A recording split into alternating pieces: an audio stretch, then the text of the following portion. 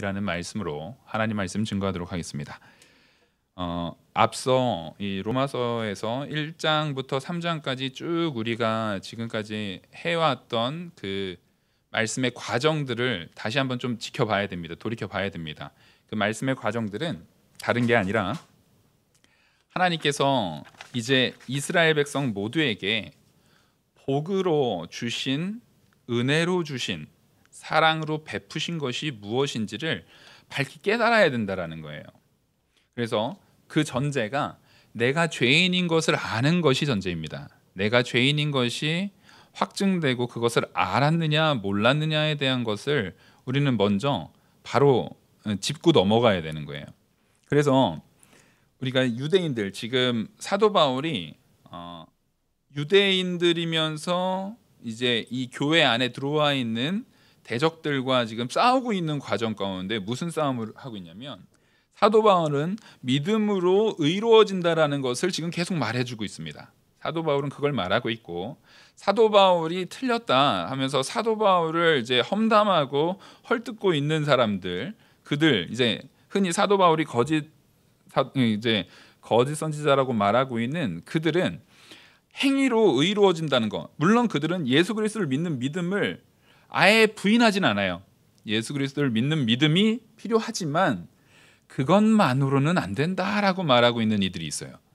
그것만으로는 안 되고 거기에 행위도 같이 있어야, 그 행위를 통해서 우리가 의로워짐에 있어서 그 행위라는 것이 일정 부분 그런 역할을 감당하고 있다, 그 담당하고 있다라는 것을 주장하는 이들이 있습니다. 그걸 가지고 이제 앞서 사도 바울이 얘기를 하는 것이 뭐냐면, 의인은 없나니 하나도 없고 우리가 다 죄인 될 뿐이다. 사람이 결코 의에 이를 수가 없고 사람은 죄인일 뿐이다라는 것을 앞에 열심히 사도 바울이 말씀으로 성토를 하면서 우리가 그 부분을 다 이제 깨달았다는 전제로 오늘 이제 4장이 나가는 겁니다. 그래서 이제 4장에서는 그거를 이 사람들에게 실제적으로 이 말씀은 로마 교회에 있는 디아스포라 유대인들을 향해서 말하고 있는 겁니다. 디아스포라 유대인이라는 것은 이제 과거에 이스라엘 백성들이 이제 하나님의 심판 가운데 그 느부갓네살 왕 때부터 이제 포로로 잡혀가 가지고 전 세계에 이렇게 흩어져 살게 됐던 그 노예들이 주축이 돼요. 그리고 그뿐만 아니라 그 전에도 에돔 족속이라든가 암몬 족속이라든가 이 사람들이 주로 하는 업무가 이스라엘 백성들을 납치에다가 노예로 파는 일을 했거든요. 그래서 나중에 하나님께서 그들을 진멸시켜 버립니다. 그래서 그런 형태로서 어쨌든 지금 전 세계에 퍼져가 있던 그 대부분은 이제 느부갓네살 왕 이후에 포로 생활기에 이제 흩어졌던 사람들입니다. 그 사람들이 사도행전에 보시면 오순절 성령 강림일 때 왔다가 큰 은혜를 받고 거기에서 다시 돌아가서 예수 그리스도를 믿는 믿음 안에서의 회당을 지은 거예요. 일종의 교회가 세워진 겁니다. 그래서 이 로마 교회의 태생은 사도 바울이 가서 세운 것이 아니라 그들을 통해서 먼저 세워진 교회였다라는 것을 우리는 반드시 알고 있어야 돼요. 근데 그들 중에는 이들이 기본적으로 유대인이기 때문에 유대인의 전통이 있어요. 유대인의 전통 가운데 그래도 우리가 행함이 있어야지라고 말하는 그 말에 휘둘렸습니다. 그리고 그 말을 하는 것에 있어서 당연히 로마 안에 있었던 원래 유대인이 아니었던 이방인으로서 그 로마 교회에 들어왔던 사람들은 나는 원래 유대인이 아니었잖아요. 근데 옛날부터 하나님을 믿고 있다는 그 유대인들이 예수님은 믿지만 행위도 있어야 돼, 율법도 지키는 행함도 있어야 진짜 구원이야 라고 말할 때 거기에 휘둘릴 수밖에 없어요. 그거를 이제 사도 바울이 그럼 어디 한번 보자 라고 말하는 거예요. 그래서 3장까지 사람은 다 죄인이다, 유대인이나 헬라인이나 다 죄인이다, 의인이 하나도 없다라는 것을 충분히 설명한 다음에 4장 1절 보시겠습니다. 그런즉 육신으로 우리 조상인 아브라함이 무엇을 얻었다 하리요. 자, 지금 처음 딱 꺼내든 카드가 아브라함이에요. 아까 뒤에서 본문으로 봤지만 그 이후에 꺼내드는 카드가 다윗입니다. 아브라함과 다윗은 이스라엘 백성들 가운데 가장 대표적인 사람이에요. 이스라엘 백성들이 스스로의 아이덴티티를 얘기할 때, 스스로를 규정하고 말할 때 우리는 누구의 자손이라고 합니까? 아브라함의 자손이라고 합니다. 그리고 다윗은 이스라엘 백성들을 다시금 회복시킬, 이스라엘 백성을 다시 재부흥시켜줄 메시아가 누구의 자손에서 나와요? 다윗의 자손에서 나옵니다. 그래서 다윗이라고 하면 말 그대로 아브라함은 이스라엘 자체의 근간이고, 다윗은 이스라엘 안에 앞으로 오실 메시아, 그 메시아의 근간이에요. 그러니까 이 둘은 이스라엘의 사실상 전부라고 봐도 됩니다. 그래서 아브라함을 가져온 것은 굉장히 잘한 게, 앞서 3장까지 율법에 대한 부분을 얘기할 때 바울이 주로 사용했던 게 모세를 자꾸 사용합니다. 너희들이 자꾸만 모세의 율법 가지고 얘기를 하는데 그 율법 가운데 정말 죄인 아닌 자가 있느냐라는 것을 앞서 3장까지 사도 바울이 아주 그들을 신랄하게 비판하면서 말 그대로 논리적으로 우리 중에 죄인 아닌 자가 단 하나도 없다라는 것을 이미 모세를 이용해서, 모세의 말씀을 근거로 해서 이미 그들한테 완벽하게 논리적으로 승리를 이룬 상태에서 모세보다 이스라엘 백성들이 더 앞세워 말하고 있는, 사실상 이스라엘의 근간이 되고 있는 아브라함. 왜냐하면 이스라엘 나라 자체가 세워진 게 하나님께서 누구에게 약속하신 것을 통해서 시작되는 거예요? 아브라함의 약속이에요. 아브라함과의 약속 가운데서 이스라엘은 시작된다고 보는 겁니다. 자, 이게 이스라엘의 시각하고 우리의 시각이 되게 달라요. 왜냐하면 기본적으로 우리는 전도돼서 믿는 사람들이죠. 원래 여기 혹시 이스라엘 할아버지 때 이스라엘 사람 있으세요? 우리는 유대인이 아니잖아요. 우리 한국 사람이란 말이에요. 복음이 선교를 통해서 온 사람들이에요. 그러면 보통 선교를 통해서 온 사람들은 아브라함보다 아담 때부터 생각을 합니다. 이게 특징이에요. 우리는 하나님께서 아담의 굉장히 우리한테는 익숙한 부분이에요. 근데 유대인은 아브라함 이전에, 그 아담부터 그 사이에 있었던 아브라함 이전의 그 인물들에 대해서는 물론 중요하게 생각은 하지만 크게 의미를 두지 않습니다. 이게 바로 민족주의적 사관이에요. 왜냐하면 이스라엘의 가치관은 이스라엘 민족이다라고 말할 수 있는 그 민족의 근간은 아브라함이거든요. 그래서 아브라함 이전에 대해서 유대인들은 크게 관심을 갖지 않아요. 근데 우리 기본적으로 선교를 통해서 믿게 된 우리들은 아브라함이 중요하죠. 당연히 아브라함이 중요합니다. 근데 우리는 그 앞에 노아도 중요해요, 안 중요해요? 우린 너무 중요해요. 아담은 말도 못하죠. 인류의 시초인데, 인류의 조상인데 우리는 그게 너무 중요해요. 근데 실제 유대인들 같은 경우는 이 민족주의적인 사관에 의해서 그 부분을 굉장히 약화시키고, 그 부분에 대해서 굉장히 약화시키고 아브라함 때부터 의미를 많이 부여를 합니다. 여러분, 그래서 신앙인이 빠지는 것 중에 가장 위험한 요소 중에 하나, 많은 위험한 요소들이 있어요. 이단적인 요소들도 있는데 실제 내가 믿음 생활을 잘한다라고 말하는 사람들이 빠지는 것 중에 하나에서 위험한 게 민족주의적인 사관입니다. 이거는 심각해요. 우리는 어떤 경우에서도 민족주의에 빠져서는 안 돼요. 민족주의에 빠지게 되면은 굉장히 잔인해집니다. 나치가 민족주의에 빠져서 말 그대로 자기 이 게르만 민족의 우월성에 대한 부분을 이야기하는데 그 우월성에 대한 부분을 드러내는 부분에 있어서 유태인들을 그들이 규정하기로 열등하다라고 하는 유태인들을 학살하는데 전혀 주저하지 않습니다. 민족주의적인 사관은 실제적으로 사람들을 굉장히 악한 방향으로 똘똘 뭉치게 만들어요.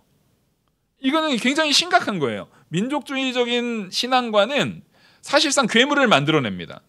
그래서 하나님께서는 성경에서 단 한 번도 민족주의적인 사관으로서 말하지 않아요. 근데 목사님, 지금 여기 아브라함을 얘기하지 않습니까? 아브라함은 누가 보더라도 유대인의 민족적인 가치의 표상인데 지금 이건 민족주의적인 부분을 여기서 이미 사도 바울도 말하고 있는 거 아닙니까? 라고 말할 때 우리는 오늘 제가 본문을 9절까지만 했지만 사실상 이 로마서의 전체 맥락 속에서 11절을 한번 보시겠습니다. 11절을 보시면 4장 11절 그가 할례의 표를 받은 것은 무할례 시에 믿음으로 된 의를 인친 것이니 이는 무할례자로서 믿는 모든 자의 조상이 되어. 지금 이게 누굴 얘기하는 거냐면 아브라함을 얘기하는 거예요. 아브라함이 사실상 할례의 표도 하나님께서 누구한테 제일 먼저 하라고 하셨죠? 아브라함한테 하라고 했어요. 할례에 대한 표라는 것은 하나님과 언약 관계 속에서 하나님께서 표현했던 그 표, 하나님께서 너는 내가 택한 나의 백성이다 라고 표시했던 그 표, 그 할례를 이야기하면서 누가 보더라도 이 11절의 말씀은 아브라함에게 하나님이 약속하신 아브라함에게 할례를 이야기했던 그 아브라함에 대해서 이야기를 하는데, 여기에서 아브라함 할례 이꼴 유대인 아닙니까? 근데 무할례자까지도 거기에 포함을 시키면서 이 아브라함은 단지 민족주의적으로 유대인 너희들만의 조상이 아니라 아브라함은 영적으로 믿는 모든 자들의 조상이 된다는 거예요. 그래서 아브라함한테 하나님께서 약속하신 그 약속을 우리는 한번 봐야 돼요. 창세기 15장 15장 6절입니다.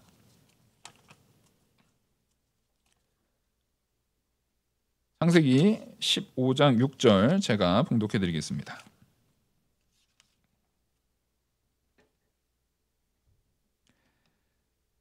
아브라함이 여호와를 믿으니 여호와께서 이를 그의 의로 여기시고 또 그에게 이르시되 나는 이 땅을 내게 주어 소유를 삼게 하려고 너를 갈대아인의 우르에서 이끌어낸 여호와니라.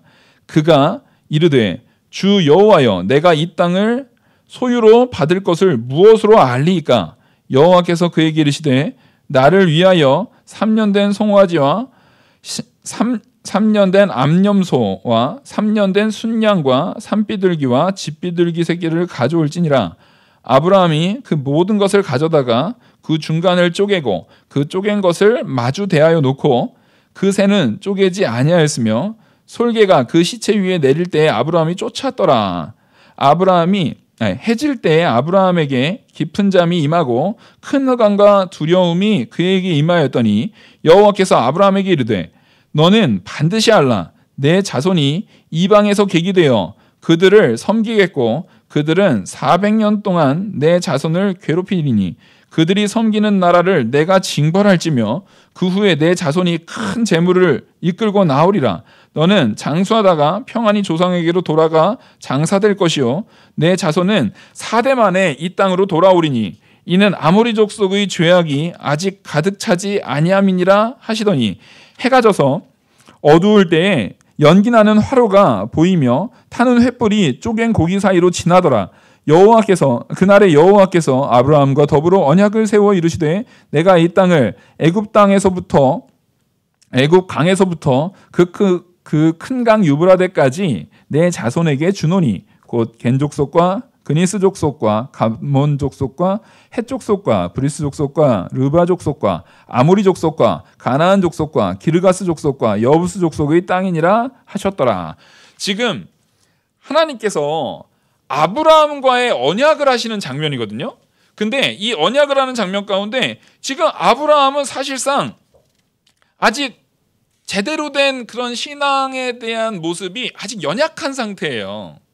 근데 하나님께서 아브라함의 뭐를 보고요? 그 여호와를 믿는 그 믿음을 보시고요. 여기서 중요한 것은 믿음의 대상이 하나님이시라는 겁니다. 하나님을 믿는 그 믿음 안에서 아브라함과 약속을 맺어요. 그 앞의 내용은 뭡니까?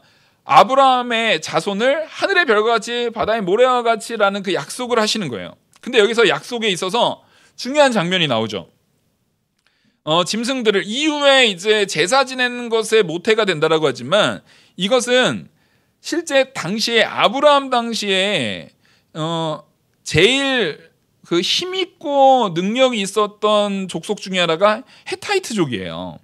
헤타이트족인데 왜냐하면 그들이 처음 철기 문명을 가졌던 사람들입니다. 그래서 그 사람들이 어떠한 그 사람들을 이제 막 정복을 해나가지 않습니까? 정복을 해나가면은 그 정복을 해나갈 때 당시에 주로 있었던 그 조약이 있는데 그게 종주권 조약이라는 것이 있습니다. 종주권 조약은 뭐냐면 이제 제가 무슨 황제예요. 그 옆에 나라를 제가 이제 말 그대로 굴복을 시켜가지고 딱 차지를 하면 그 왕을 딱 데려다가 이제 너는 우리한테 졌기 때문에 너는 우리의 종 국가가 된다. 그러니까 옛날에 그러니까 이제 청나라가 있는데 조선이 이제 청나라의 속국이 되잖아요. 그래서 이성계가 처음에 이성계 그 전조에 가면은 이성계 그 사진 그 그림 있지 않습니까? 그 그림에 이 옷을 보면은 홍포예요, 청포예요. 가보신 분들 알겠지만 청포입니다. 네. 청포는 신하를 상징하는 거예요. 조선은 기본적으로 세워질 때 당시부터 청나라의 신하국으로서 속국으로서 시작이 돼요. 그래서 옥새를 받을 때 원래 고려는 옥새가 있었어요. 원래 고려는 옥새가 있었지만 조선은 옥새가 없습니다. 그래가지고 그 옥새를 누구한테 요청해서 받아요? 청나라 사신 보내가지고 거기서 옥새 좀 보내주십시오. 해가지고 옥새를 기다려요. 그래서 거기에서 받는 거예요. 그래서 실제적으로 이런 게 바로 종주권 조약 같은 거예요. 근데 이것의 가장 시초에 해당하는 것이 헤타이트족의 이제 종주권 조약이거든요. 그걸 지금 오늘 하나님께서 아브라함하고 맺는 언약 가운데 아직 아브라함의 이름이 아브람에서 아브라함으로 바뀌기도 전입니다. 지금. 예? 이때 하나님께서 아브라함하고 종주권 조약을 맺는 거예요. 종주권 조약이라는 것은 아브라함이 온전히 누구한테 속했다라는 겁니까? 완전히 하나님 앞에 속했다라는 거예요. 그러니까 아브라함의 모든 행동과 실제적으로 종이 된 나라는 생각마저도 자기 마음대로 자기 나름대로 자기의 이익을 위한 생각을 하면 돼요, 안 돼요? 그러면 바로 진멸당하는 거예요. 그래서 종주권 조약의 기본적인 내용이 뭐냐면 너희는 우리한테 일정 부분의 조공을 바쳐라. 예를 들어서 이제 인간 국가들 간의 종주권 조약의 기본적인 항목들이 있어요. 그게 아직도 그 무슨 돌판에 새겨진 그 문서로 남아 있거든요. 거기에서 보면 너는 나한테 일정 부분 조공을 바쳐야 된다. 그리고 너희는 완전한 내 통치 아래 있어야 된다. 그리고 말을 어겼을 때는 너희는 진멸당한다. 그리고 다른 나라, 이 지금 예를 들어서 그 주인이 된 나라가 다른 옆 나라와 전쟁이 있을 때는 너희는 모든 것을 다 버려두고라서도 반드시 군사를 동원해서 누구를 도와야 돼요? 우리를 도와야 된다. 이런 것들이 주로 조약이에요. 그래가지고 여기 보면 종주권 조약을 얘기할 때 그 내용이 뭡니까? 짐승을 쪼개요. 짐승을 반을 쪼갠 다음에 거기에 지금 불이 샥 지나가잖아요. 원래 종주권 조약의 기본적인 행태가 뭐였냐면 이 소를 반으로 갈라놓고 소를 이거 제단 위에서 반으로 갈라놓고 양쪽에 소를 갈라놔서 이제 길을 만듭니다. 쪼개서 이제 중간을 길을 만들어놔요. 길을 만드는 것을 이제 두 왕이 이제 주인이 된 왕과 주인이 된 황제와 이제 종이 된 왕이 이제 손을 맞잡고 거기를 지나갑니다. 그 사이를 지나가는 거예요. 이게 무슨 의미일까요? 이 언약을 만약에 어기면 어떻게 된다? 이 쪼개진 고기처럼 너 죽는다 이거예요. 너도 쪼개질 줄 알아라. 그거예요. 그러니까 이 종주권 조약에 있어서는 분명히 조약이긴 하지만 이 조약의 특성상 종된 자에게는 권한이 있어요, 없어요? 예? 이 종주권 조약 자체가 종된 자에게는 분명히 약속의 내용이지만 종된 자에게는 이게 권한이 있어요, 없어요? 거의 권한이 없어요. 거의 권한이 없는 거예요. 근데 오늘 하나님께서 아브라함하고 한 종주권 조약에는 특징이 있어요. 이 헤타이트족에서는 인간이 하고 있는 종주권 조약하고는 굉장히 다른 부분이 있습니다. 뭐냐면 그 쪼갠 사이를 아브라함하고 하나님이 같이 지나갑니까? 하나님 혼자 지나가십니까? 이걸 잘 보셔야 돼요. 아브라함이 불에 실려가지고 지나갔어요? 아니요. 아브라함은 솔개 같은 거 쫓기나 하고 있어요. 피냄새 나니까 이제 산짐승들이 왔을 거 아니에요. 그거 쫓기 바빠요. 거기에 언약 가운데 지나가신 분은 하나님이 지나가십니다. 불로서 하나님이 지나가십니다. 이 이야기는 뭐냐면 실제 하나님은 사람과의 언약을 맺을 당위성이 없으신 분이에요. 하나님은 하나님이시라니까요. 창조주 하나님이고 만왕의 왕이세요. 아브라함하고, 당시에 아브라함은 무슨 민족의 왕도 아니고 아무것도 아닌 존재입니다. 이런 언약 자체를 맺을 필요도 없어요. 하나님이 굳이 그걸 하실 필요가 없어요. 근데 하나님이 지나가시는 것은 뭐냐면, 하나님이 거기를 지나가심을 통해서 주는 메시지가 뭐라고요? 거기를 지나감을 통해서 주는 메시지가 뭐라고요? 만약에 이 약속이 어떻게 되면은요, 어겨지면, 약속이 어겨지면 죽는다라고요. 무슨 얘기인지 아시겠죠? 그러면 거기를 누가 지나가셨어요? 하나님이 지나가셨어요. 그럼 제가 묻겠습니다. 하나님은 죽으실 수 있는 분이에요? 하나님이 죽으실 수 있습니까? 이 의미는 뭐냐면, 따라하겠습니다. 하나님이 이 약속을 반드시 이루신다. 그러니까 하나님이 이루시겠다라는 확신의 표현이에요, 이거. 근데 이 약속 자체를 아브라함은 이뤄낼 수 있어요, 없어요? 아브라함이 그 약속에 대한 가치를 완성시키고 이뤄낼 수 있어요, 없어요? 아브라함은 못해요. 사실상 이거는 하나님이 그 약속을 성취해서 아브라함에게 은혜로 주는 장면이에요. 아브라함이 하는 것이 아니라 하나님께서 언약도 하나님이 맺으시고 그 언약 가운데에서 그 사이를 지나서 이것이 이루어지지 않으면 내가 죽는다. 그러니까 하나님께서 절대 죽으실 수 없는 창조주요 만왕의 왕이신 하나님께서 내가 이 약속을 반드시 지켜주겠다라고 아브라함에게 약속해주는, 그러니까 이 모든 약속의 근거를 믿음으로 두시는데, 그 믿음을 통해서 얻어지는, 아브라함이 얻어지는 것은 뭐예요? 전부 은혜로, 전적으로 하나님의 은혜 가운데 얻어지는 것이라는 거예요. 지금 그걸 보여주고 있는 거예요. 그래서 이 전에 바로 아브라함을 이렇게 이끌어내가지고 5절에 그를 이끌고 밖으로 나가 이르시되 하늘을 우러러 무뼈를 셀 수 있나 보라. 또 그에게 이르시되 내 자손이 이와 같으리라. 지금 이 약속이 바로 하늘의 별과 같이 네 자손이 많아질 거다라는 약속을 하고, 이 종주권 조약에 대한 부분을 하나님께서 아브라함한테 보이신 거거든요. 근데 그 무별이라는 것은 앞서 말했듯이 민족주의적으로 유대인만을 얘기하는 게 아니라는 거예요. 아브라함을 통해서 이루실 모든 것. 자, 분명히 종주권 조약은 아브라함이 행함을 통해서 이루어내는 약속의 성취가 아닙니다. 누가 이루시는 거예요? 하나님의 신실하심을 가지고 하나님의 능력으로 내가 모든 약속을 완성하고 너에게 주겠어라는 거예요. 그러니까 이 약속의 성취는 누굴 통해서 이루어집니까? 하나님을 통해서 이루어집니다. 그러면 이 약속이라는 것 자체가, 아브라함하고 한 약속이 구원 약속이거든요. 이 구원의 약속을, 자, 우리는 다 신앙생활을 오래 하셨던 분들이니까 누가 성취하셨습니까? 이 구원을 누가 성취하셨어요? 우리 주 예수 그리스도께서 성취하셨어요. 하나님께서 하신 성부 하나님의 구원의 언약, 구원의 계획하심을 성자 예수님께서 성취하셨다고요. 자, 이게 바로 그 종주권 조약의 맹점이에요.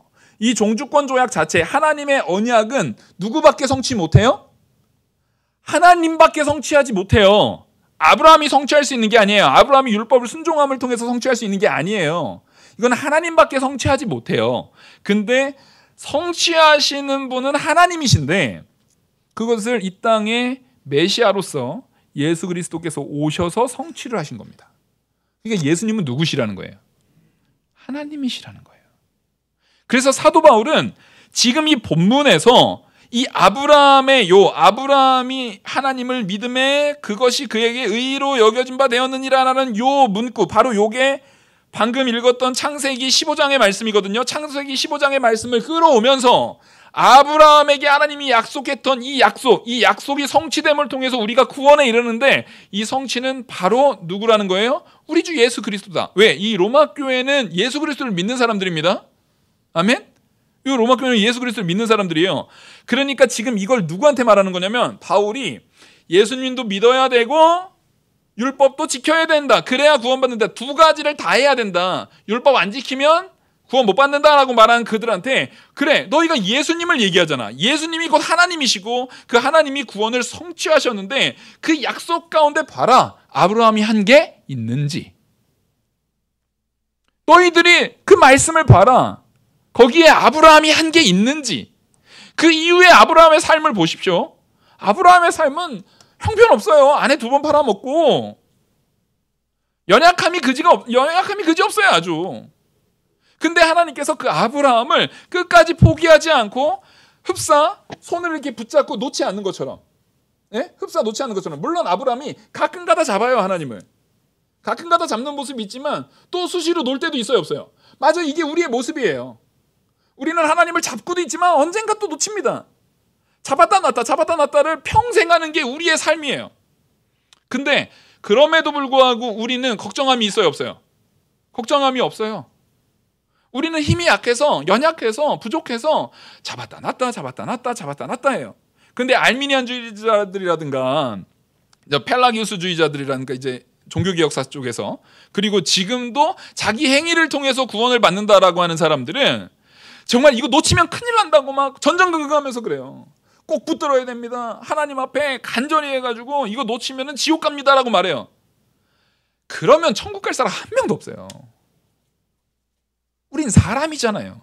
아니 다른 사람은 속일지 몰라도 자기가 자기 자신 못 속이지 않습니까? 내가 죄인인 거 자신이 몰라요? 자기 스스로 죄인인 거 스스로 모르냐고요. 나의 근거를 통해서 구원받으려고 치면 우리 구원받을 사람이 없다니까요. 우리는 맨날 잡았다 놨다 하는데 놓쳤다고 이거 나 놓쳤네 큰일 났네 나 이거 죽는 거 아니야? 이럴 걱정이 없는 거예요. 왜? 하나님이 우리를 붙들고 있어요. 지금 아브라함과 한 약속, 창세기 15장의 아브라함과의 한 약속은 내가 너를 붙들고 있다는 걸 얘기해 주는 거예요. 그거를 지금 사도 바울은 쓱 가지고 오면서 그 유대인들에게 여전히 행위가 필요하고 행위로 구원받는다라는 것을 말하고 있는 그들에게 웃기지 마라라고 하는 거예요. 창세기를 똑바로 봤니? 지금 정신 차리고 말씀을 다시 봐라. 그러면서 지금 2절 만일 아브라함이 행위로서 의롭다 하심을 받았으면 자랑할 것이 있으려니와. 이거는 자랑할 것이 있다는 얘기예요, 없다는 얘기예요?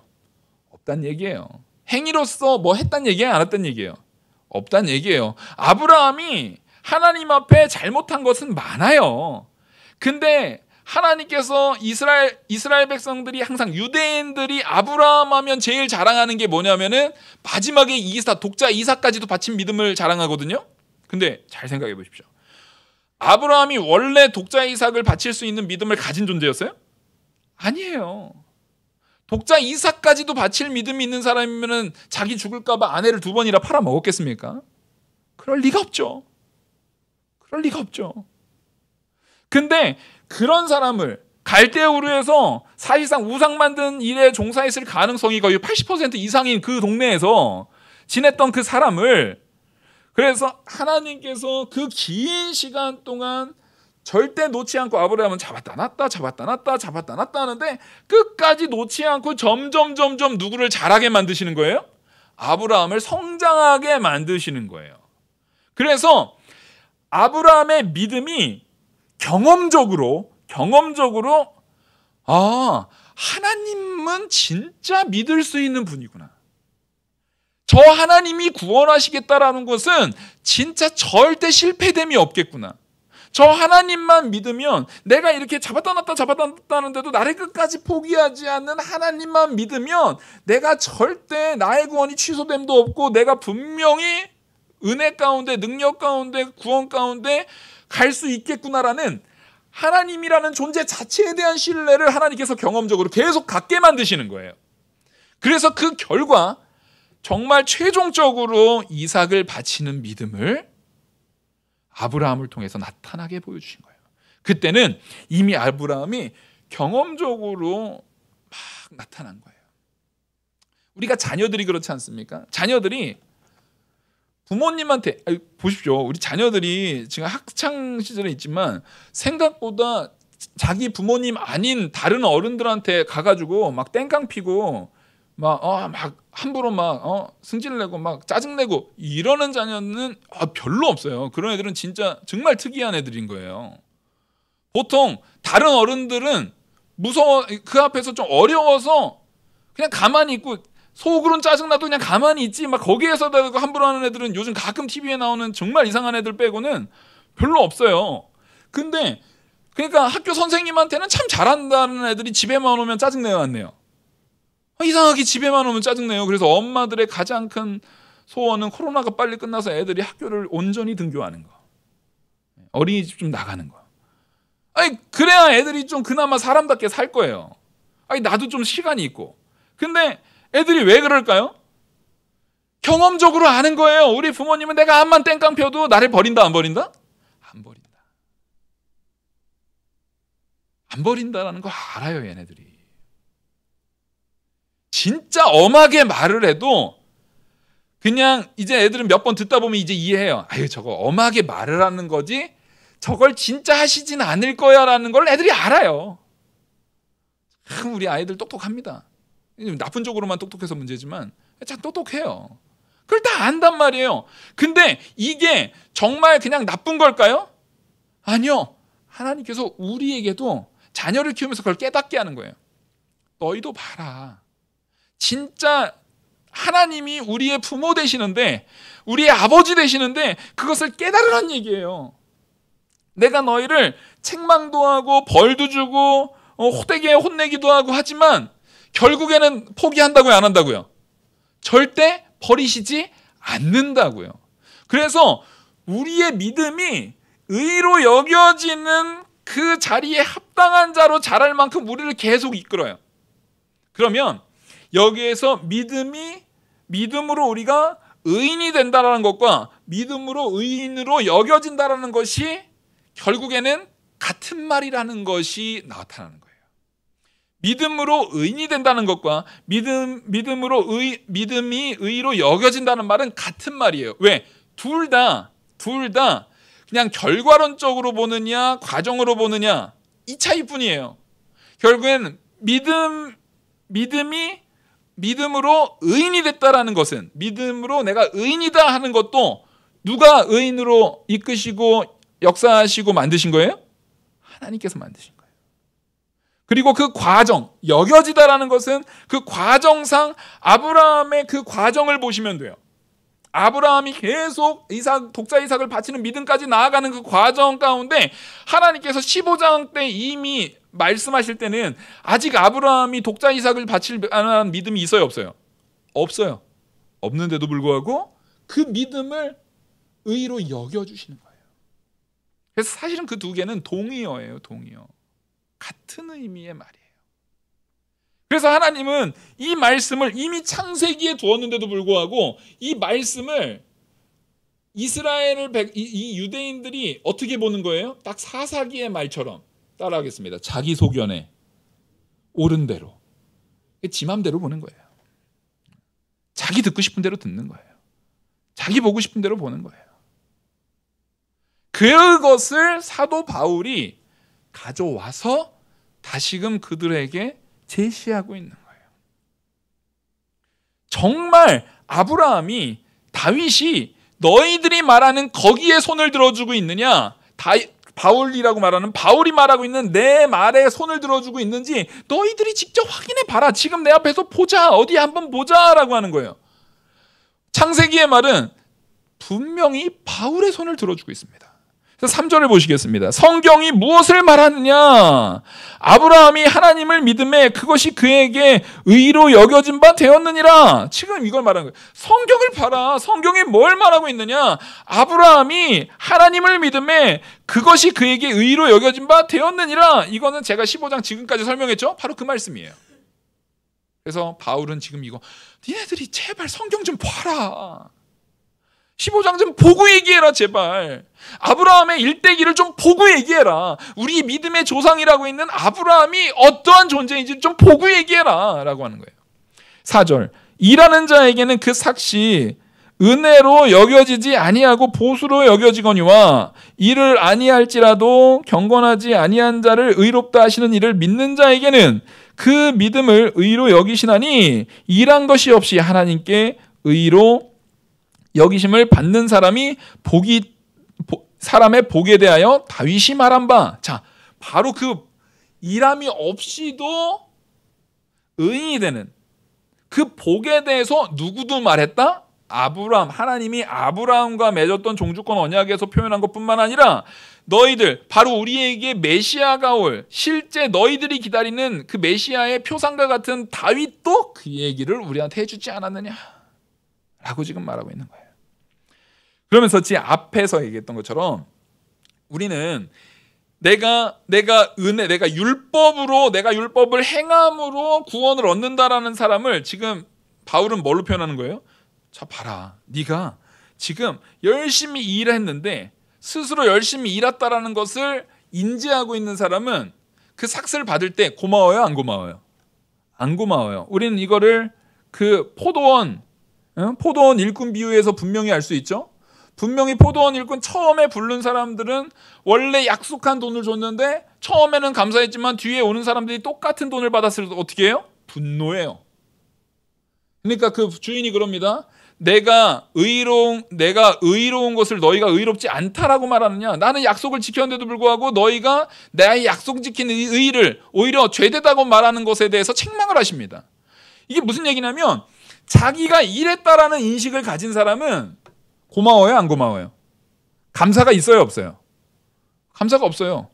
내가 일한 거 봤는데 왜 감사해? 오히려 내가 일한 걸 안 주는 네가 나쁜 놈이지. 맞아요. 우리가 일반 직장에서 사장이 돈을 안 주고 임금을 착복하면은 그거는 맞아요. 그 사람은 하나님이 아니잖아요. 그 사람 나쁜 놈인 게 맞아요. 내가 일한 만큼 정당한 대가를 줘야죠.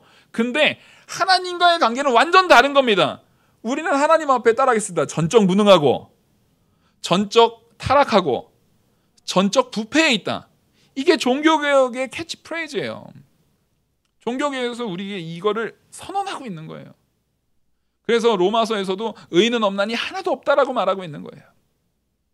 그 앞에서 우리는 죄인 될 뿐인데 죄인 되고 사실상 아까 분명히 말씀드렸듯이 종주권 언약을 통해서 그 사이로 지나간 건 불이 지나간 거지 아브라함이 지나간 게 아니에요. 아브라함이 어떤 것도 하지 않았다니까요. 그걸 분명히 드러나고 있는데 지금 너희는 내 율법을 통해서 내가 일함을 통해서 내가 마땅히 구원은 받아야지. 내가 구원 안 받으면 누가 구원받아? 구원은 내 거지. 나는 당연히 구원받아 마땅한 사람이지 라고 스스로 교만에 빠져서 착각 속에 빠져 있다는 거예요.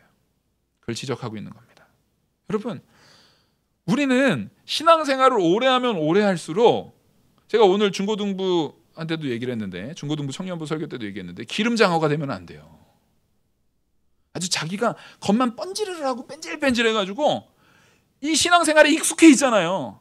신앙생활에 굉장히 익숙하다 보니까 말 그대로 분명히 죄인인데 여기로 삐죽삐죽해서 잘 빠져나가요. 그러니까 아예 신앙 밖에 있는 안 믿는 사람들이 볼 적에는 저 기독교인들은 뺀질뺀질하게 죄는 열심히 지으면서 아닌 척은 엄청 번지르르하게 삐까뻔쩍하게 엄청 뺀질뺀질하게 뺀질이라는 소리를 많이 듣는 거예요. 왜 그래요? 진짜 하나님께서 온전히 하셨고 나는 죄인일 뿐입니다라는 것을 전적으로 탁 놓고 있으면 나는 온전히 죄인이고 온전히 하나님의 은혜고 하나님의 능력입니다. 오늘 제가 찬양도 일부러 손양원 목사님 찬양했거든요. 처음에 꽃이 피는 봄날에만 제가 좋아하는 찬양이라고 말씀드렸잖아요.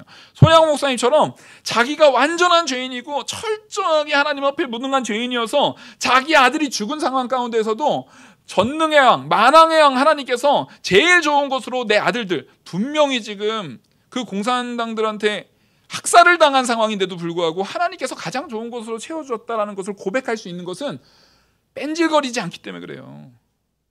진짜 모든 것이 누구의 은혜라는 것을 철저하게 믿기 때문에 그래요. 하나님의 은혜라는 것을 하나님이 이루셨다는 것을 철저하게 믿기 때문에 그 고백이 나오는 거예요. 그 찬양이 나올 수 있는 거예요. 그 손혜원 목사님이 작곡한 찬양이에요. 여러분, 우리는 어떻습니까? 우리를 돌아봐야죠. 말씀은 다른 사람에게 하는 게 아니라 내게 하는 거잖아요. 저도 제가 전하지만 저한테 하는 설교예요. 하나님께서 외치는 자의 소리의 역할을 감당하는데 그 소리는 저에게 적용되고 여러분들에게 적용이 되는 거예요. 그걸 통해서 우리가 붙들어야 되는 건 뭡니까? 내가 하나님 앞에 온전히 죄인 된 것을 바로 깨닫는가. 그리고 그 죄된 것에 대한 유일한 해결책이 예수 그리스도인 것을 바로 믿고 모든 것이 하나님의 은혜다라는 것을 인정하는가. 그렇게 인정하는 자는 내가 율법을 통해서 구원에 이를 거라는 가능성 자체를 두지 않아요. 하나님의 은혜구나. 나의 의인된 것이 믿음으로 의로 여겨졌구나 라는 것을 믿게 돼요. 근데 여기서 한 번 더 우리가 함정에 빠지면 안 됩니다. 이것 자체를 믿음 이꼴 순종이라고 생각하면 돼요. 그래도 내가 믿었지. 그래 내가 믿었잖아. 내가 믿음이라는 순종을 했잖아 라고 생각하면은 이것도 큰 문제가 되는 거예요. 믿음 자체가 곧 뭐가 돼요? 내 행위가 돼요. 믿음이 순종이다라는 것은 절대 아닙니다. 믿음과 순종은, 믿음은 순종이 아니에요. 믿음은, 따라하겠습니다. 믿음은 하나님께서 은혜로 주신 선물이다. 여러분 이거 마음에 가득 완전히 완벽하게 새기셔야 됩니다. 믿음이 나의 행위가 돼버리면 앞서 지금 배웠던 건 다 말짱꽝 되는 거예요. 믿음 자체를 나의 행위로 두면은 앞에 배웠던 건 모든 건 말짱꽝이 되는 거예요. 믿음 자체가 순종이 아니에요. 내가 믿었으니까. 이게 바로 알미니안주의자들이 말하는 거지손 비유거든요. 그래도 하나님이 다 은혜로 주시는데 그들도 은혜로 준다라는 거를 다 인정해요. 은혜로 주시는데 그래도 그 거지가 손은 내밀어야지. 거지가 그걸 안 돼 한 푼 줍쇼 하고 손은 내밀어야지. 손은 내밀어야 거기다 뭐라도 줄 거 아니냐라고 말하는 거예요. 그러면 이것 자체는 거지가 손을 내민 의의가 있는 거잖아요. 네? 거지가 손을 내민 행위, 이게 그래 그래도 내가 믿어야지, 내가 믿는 믿음이 있어야지라고 말하는 거예요. 아니요. 오히려 성경은 뭘 얘기하고 있냐면, 이게 조금 어려운 용어지만 다른 걸로 표현한 것보다는 원어 자체를, 그 용어, 신학적 용어 자체를 얘기해주고 설명하는 게 낫기 때문에 그래요. 이게 퀴크닝이라는 거예요. 퀴크닝의 은혜라는 거예요. 무슨 얘기냐면, 퀴크닝은 뭐냐면 제가 죽어있는 사람을 하나님이 깨우시는 역사예요. 사망에 돼 있는 사람을 하나님이 깨우시는 역사예요. 그래서 겨우 살아난 거예요. 그러니까 거지손의 비유, 알미니우스주의자들이 말하는 거지손의 비유라는 것은 이미 하나님한테 퀴크닝의 은혜, 그러니까 죽었던 자를 살려주신 하나님의 은혜를 이미 받은 사람이 그 이후에 하는 행동이지. 예? 그러니까 거지가 손을 내밀었다는 것은 이미 그 이전에 살리신 누구의 역사가 있었던 거예요. 살리신 하나님의 역사가 있었던 거예요. 그러니까 우리는 거지손의 비유를, 우리 개혁주의는 그것까지도 포함할 수 있습니다. 왜요? 단지 거지손의 비유를 얘기할 때 우리 당연히 하나님이 우리를 살려줬으면 살림바 된 우리가 하나님의 은혜를 구하고 하나님을 찬양하고 하나님을 섬기고 하나님께 영광 돌리는 이 행위를 해야 돼요, 안 해야 돼요? 당연히 해야 됩니다. 요즘 문제는요, 다 유병원 같은 신앙인이 너무 많아요. 구원파들이 너무 많아요. 구원받았으니까 땡이에요? 아니요. 행위를 해야 돼요. 구원받았으면 성도면 성도답게 살아야 돼요. 성도의 모범을 보여야 돼요. 안 그러면 후드러 맞아야 돼요. 그러면 성도의 모범을 보여야 돼요. 근데 그 이전에 우리가 뭐 했던 존재라는 것을 인정해야 되는 거예요. 죽어있던 자였다라는 걸 인정해야 돼요. 그래서 하나님이 우리를 살려주신 그 퀴크닝의 은혜가 있었다라는 것을 인정해야 돼요. 그러니까 거기에는 내가 자랑할 게 하나도 없는 거예요. 하나님이 아브라함을 만나실 때, 아브라함을 찾으셨을 때 아브라함을 살리신 역사가 있었던 거예요. 그래서 그 믿음 자체도, 아브라함에게 생긴 그 믿음 자체가 죽어있던 아브라함을 하나님이 어떻게 하신? 살리신, 그 퀴크닝의 은혜로 살리신 역사 가운데 그 믿음을 선물로 줬다라는 것을 믿으시기 바랍니다. 아멘? 그게 믿음이에요. 그걸 믿는 믿음도 지금 이 순간에 누가 주신 거예요? 우리 안에 계시는 성령을 통해서 우리에게 역사하는 거예요. 그래서 모든 예배는 성령의 능력이 충만해야 됩니다. 왜냐하면 성부 하나님의 구원의 계획하심과 성자 예수님의 구원의 완성하심을 우리 개개인에게 적용하는 성령 하나님의 역사가 있기 때문에 그래요. 그래서 우리는 죄인된 나를 믿게 하시고 그 믿음으로 살게 하시고 그 삶 속에서 전혀 우리가 의인이 아닌데 믿음과 함께 우리가 의인이다라고 여겨주신 바로 칭의의 역사가 있는 거예요. 예수 그리스도의 의를 우리는 덧입는 칭의의 역사가 있는 거예요. 그래서 다윗은 바로 그런 자는 뭐가 있다? 복이 있다라고 다윗이 시편을 통해서 말한 겁니다. 그래서 7절 불법이 사함을 받고 죄가 가리어짐을 받은 사람들은 복이 있고 주께서 그 죄 사함을 인정하지 아니하실 사람은 복이 있다함과 같으니라. 바로 이게 칭의를 얘기하는 거죠. 하나님께서 우리의 죄를 사하시는 애, 그걸 얘기하는 겁니다. 그래서 8절 주께서 그 죄를 9절 그런즉 복이 할례자에게냐 혹은 무할례자에게냐 무릇 우리가 말하기를 아브라함에게는 그 믿음이 의로 여겨졌다 하노라. 이 마지막의 9절이 앞서 제가 설명했던 그 내용 속에서는 이제는 이게 무슨 말이지가 아니라 그렇지 우리가 믿음으로 의롭다 여겨졌지 라는 것이 깨달아지는 시간 되기를 간절히 소망합니다. 기도하시겠습니다. 은혜와 사랑이 많으신 하나님 아버지, 우리가 죄인인 것을 앞서 로마서 1장에서 3장까지 분명히 드러냈고 그런 소망이 없는 우리를 하나님의 은혜로 이제는 믿음까지 주셔서 믿음으로 의롭다 여겨진 바 되는 칭의를 우리가 은혜로 누리게 하신 것에 감사합니다. 그것이 내 삶 속에 믿어지고 그래서 스스로 자랑할 것이 없고 온전히 하나님께 영광 돌리고 자기는 낮아지는 그런 참된 성도의 삶을 살게 하여 주시옵소서. 그래서 우리에게 베풀어 주시는 그 귀한 하나님의 말씀, 그 귀한 하나님의 능력에 힘입어 하나님 사랑과 이웃 사랑을 잘 실천하고 하나님을 사랑함으로 그 말씀을 잘 순종해 나가는 저희들 되게 하여 주시옵소서. 이 모든 말씀 살아계시는 우리 주 예수 그리스도의 이름으로 기도 올리옵나이다. 아멘. 찬송가